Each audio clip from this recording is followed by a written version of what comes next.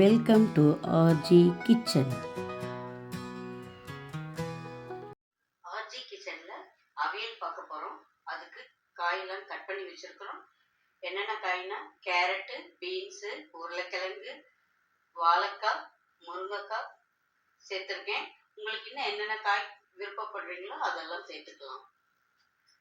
இப்போ இதெல்லாம் ஒரு கிண்ணத்தில் ட்ரான்ஸ்ஃபர் பண்ணிவிட்டு வேக வச்சு எடுத்துக்க போகிறேன். அவியலுக்கு அரைக்கிறதுக்கு தேங்காய்,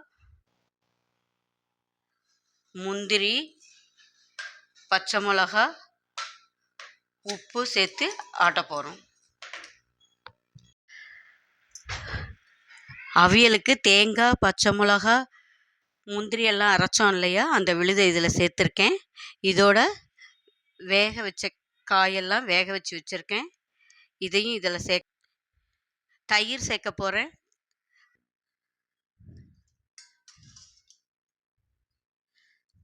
தயிர் சேர்த்துட்டேன். இதோட கொஞ்சமாக மஞ்சத்தூள் சேர்க்கணும்.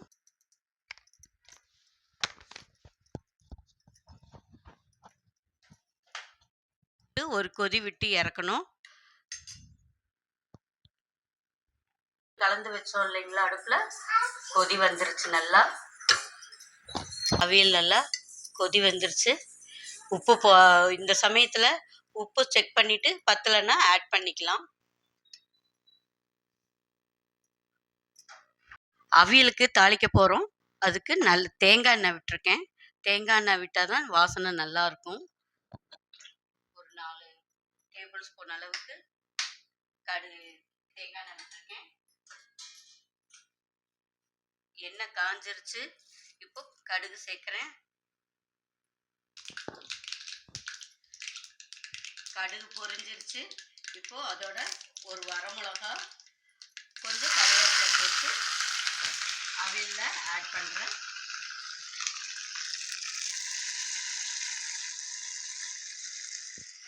அவ்வளோதான், அவியல் ரெடி ஆயிடுச்சு. இப்போ அவியல் ரெடி ஆயிடுச்சு. இதுக்கு மேலே ஒரு வாழை இலையை அவியலுக்குள்ள விட்டு நல்லா மூடி வச்சோன்னா அவியல் டேஸ்ட் ரொம்ப நல்லாயிருக்கும். அவியல் ரெடி ஆயிடுச்சு. தேங்காய் எண்ணெய் ஊற்றி தாளித்து கொட்டியிருக்கோம். அவியல் ரெடி ஆயிடுச்சு. பாருங்கள், எல்லா காயோடையும் அருமையாக வந்திருக்கு. செஞ்சு சாப்பிட்டு பாருங்கள். லைக் பண்ணுங்கள், ஷேர் பண்ணுங்கள், கமெண்ட் பண்ணுங்கள், சப்ஸ்கிரைப் பண்ணுங்கள். அனைவருக்கும் நன்றி.